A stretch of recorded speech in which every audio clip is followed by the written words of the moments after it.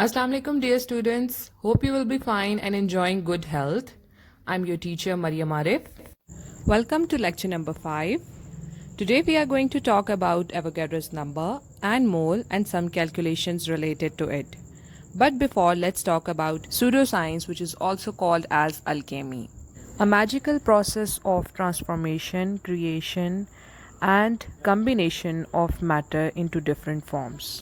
The ancient chemists and the Greek philosophers were in search of changing one element into another by using different methods, which was called as alchemy. As we have studied in the previous lecture, that the old chemists believed matter is composed of four elements: fire, earth, air, and water. So they were in search how to convert one form of the matter into another by using heat or any other form of energy. And the most important of that was to convert any element into gold.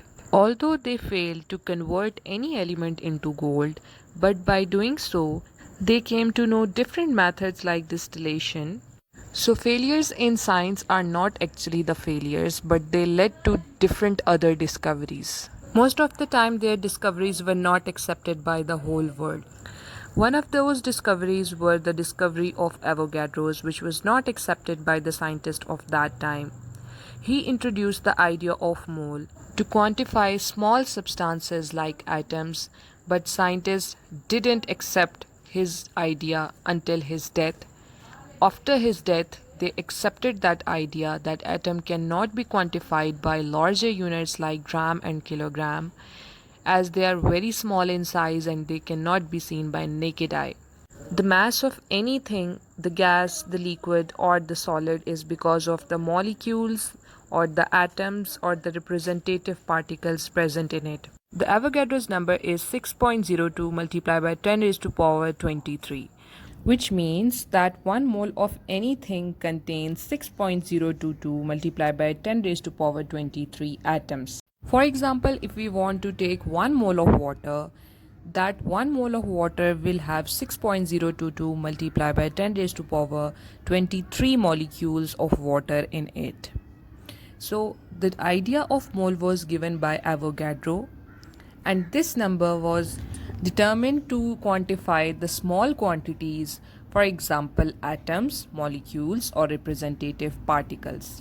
As such quantities cannot be measured by using big units like gram or kilogram, so Avogadro's number is used to measure such small quantities. So mole is a smaller unit as compared to gram or kilogram. Thus the counting unit depends on what you are counting. Just as dozen eggs represent 12 eggs, a pair of socks represent 2 socks, and a ream of paper represent 500 papers, so a mole is exactly the same. It is just a number that represents 6.022 multiplied by 10 raised to power 23 representative particles of a substance.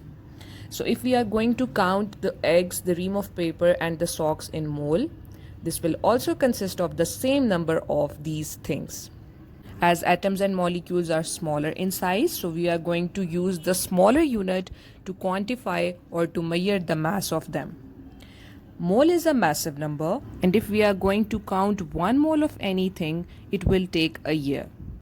For example, if we have to count the marble plates, it will not be convenient to use moles for counting them, as the whole earth's surface will be covered by 6.02 multiplied by 10 raised to power 23 pieces of marbles. So we will use this unit mole for only small things like atoms, molecules, or representative particles which cannot be seen by naked eye. Consider the bottle consisting of half liter of water which contains 25 moles of water molecules.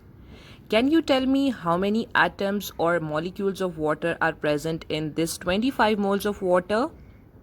As we know that 1 mole consists of 6.02 multiplied by 10 raised to power 23 molecules of water.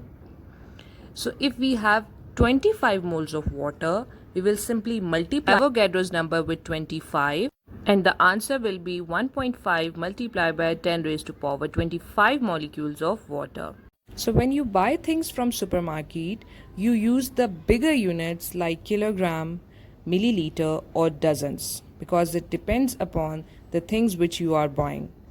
You will not use the unit mole as mole is only used for the things which cannot be seen by naked eye, as gram, milliliter or dozens will be very bigger unit for such small particles. So when you are going to measure or count the small particles like atoms, molecules or representative particles, you will not use the terms kilogram, milliliter or dozens, but you will use the term mole for them. And 1 mole of representative particle consists of 6.02 multiplied by 10 raised to power 23 atoms or molecules. For example, 1 mole of gold will consist of the same number of atoms as 1 mole of water molecule. Three terms are important over here. One is gram atomic mass, the other is gram molecular mass, and the third is gram formula mass. Let's talk about them one by one.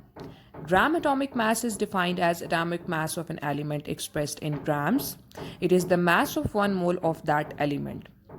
For example, when we will talk about the element only, we will talk about gram atomic mass. You can see different elements over here, their atomic masses.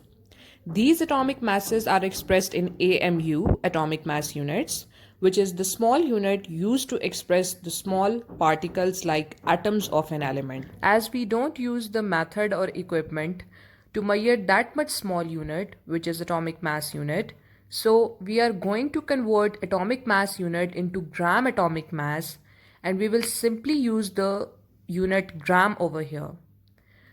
As we know that element carbon has the atomic mass 12, we are going to convert it into grams, so it will become 12 grams, and 1 mole of carbon will have 12 grams atomic mass. And the number of particles in 1 mole of carbon atom will be 6.022 into 10 raised to power 23. The same thing will apply for all the other elements. Let's talk about gram molecular mass. As the name indicates, it is used to express molecules in grams. So it is the mass of 1 mole of that compound or molecule. It is also written for elements that exist as molecule. For example, O2, oxygen, hydrogen, H2. So the molecular mass of water is 18. You will find out the molecular mass by using the method we have studied in the previous lecture. We are going to convert this mass into grams. So 1 mole of water molecule will have 18 gram molecular mass, and the number of particle will be same because number of mole is 1. 1 mole of water will have 6.02 into 10 raised to power 23 particles. Same is the case with the other molecules given over here, which is carbon dioxide, glucose and sucrose. Keep this thing in your mind that the molecular mass will be used for the molecules having covalent bond between their elements. Let's talk about gram formula mass. Formula mass of an ionic compound expressed in gram is called as gram formula mass, and it is the mass of 1 mole of that ionic compound.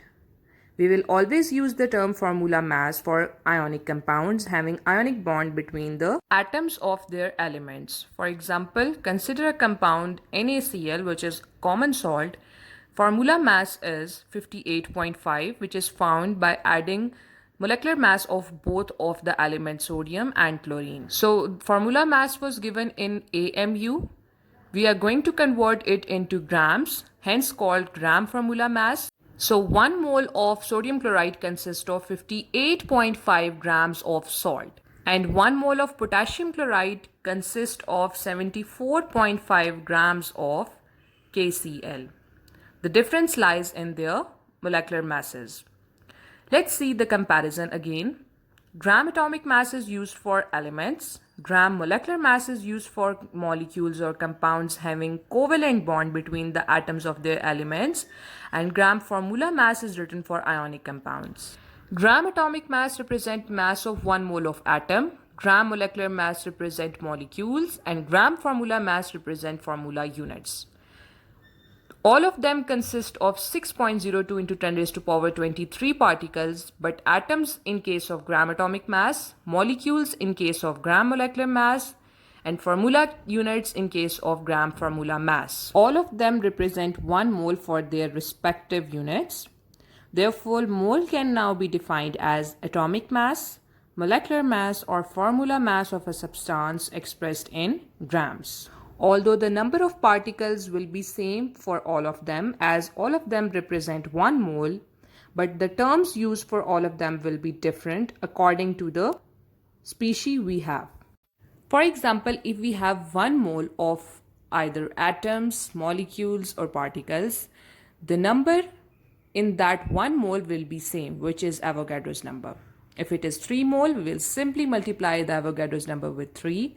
And if it is 8 mole, we will simply multiply Avogadro's number with 8. So 1 mole is same for 3 quantities, which is atom, molecule, or particle. For example, when we talk about a single element, let's say gold, we will talk about atoms, and we will say that 1 mole of pure gold consists of 6.02 into 10 raised to power 23 gold atoms. And when we talk about the water, as water exists as a water molecule, so we will say that 1 mole of water molecule consists of 6.02 into 10 raised to power 23 molecules of water. So we will use the term gram atomic mass, gram molecular mass, or gram formula mass according to the substance we have. Let's take another example. Compare the two substances. One is the hydrogen atom and the other is a compound which is copper sulfate. Now you can see over here that for 1 mole of hydrogen we have Avogadro's number of atoms, and for 1 mole of copper sulfate, which is a molecule, we will have Avogadro's number of molecules, not atoms. So 1 mole is Avogadro's number of atoms, molecules, or particles. The scientific definition of mole is the amount of substance that contains the same number of atoms or molecules or particle as there are atoms in 12 grams of C12. Why we are taking C12 over here? We discussed this in the previous lecture that carbon-12 is an isotope of a carbon which is taken as a standard to measure the mass of all the other elements. As it is taken as standard, so we will see what is the number of atom present in 1 mole of C12.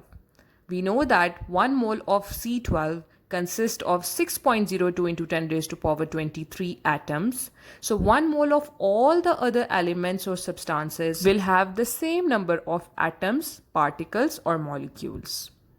Now you may understand the definition very well. Amount of substance that contains the same number of atoms, molecules, or particles as there are atoms in 12 grams of C12. So number of particles in 1 mole is equal to number of atoms in 1 mole of C12, as we are taking C12 as a standard. So to find out number of particles in any other substance, we are taking C12 as a standard. So now let's take the standard C12 for both the atoms and the molecules. In case of pure gold, atoms in 1 mole of gold will be equal to atoms in 12 grams of C12, which is 6.02 into 10 raised to power 23 atoms for both. And when we talk about the pure water, molecules in 1 mole of water will be equal to atoms in 12 grams of C12, which is 6.02 into 10 raised to power 23. Note down this definition on your registers neatly. Read it again and again to understand the concept of Avogadro's number given by the scientist Lorenzo Romano Amedeo Carlo Avogadro. The name of scientist is also large as the number given by that scientist. We are just going to say Avogadro's number 6.02 into 10 raised to power 23. So the pair is for 2, dozen is for 12, Avogadro's number is for 6.02 into 10 raised to power 23 particles. So whenever you will go to supermarket, if you are going to ask Avogadro's number of chocolate, you are asking the right thing, but the shopkeeper cannot give you this much large number of chocolates. So instead you have to ask for grams, kilograms, or dozens of anything like this. You will not use the term Avogadro's number or mole to buy chocolates, milk, or rice from supermarket. Avogadro's number is just used by chemists in measuring the mass of 1 mole of different substances in laboratory, as 1 mole of everything consists of the same number of particles, and this large number is used to quantify the small particles. But keep this thing in your mind that Avogadro's number is used to quantify the number of particles, molecules, or atoms present in the substance. We cannot say that mass of 1 mole of anything will be equal to the mass of 1 mole of any other thing. For example, if we have 1 mole of pure gold and 1 mole of C12, their masses will not be equal. Their moles are equal, it means that they will have same number of atoms or particles, but their masses will be different. 1 mole of pure gold will be 196 grams, while 1 mole of carbon will be 12 grams. So 1 mole of water will also not equal to the 12 grams, because when we will find out the molecular mass of 1 mole of water, we will find out it as 18 grams.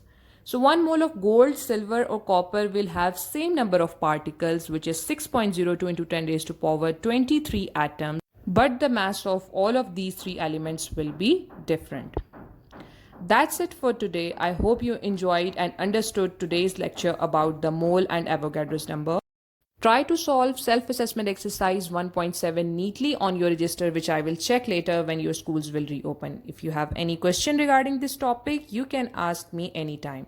Take care, have a good day, and stay blessed.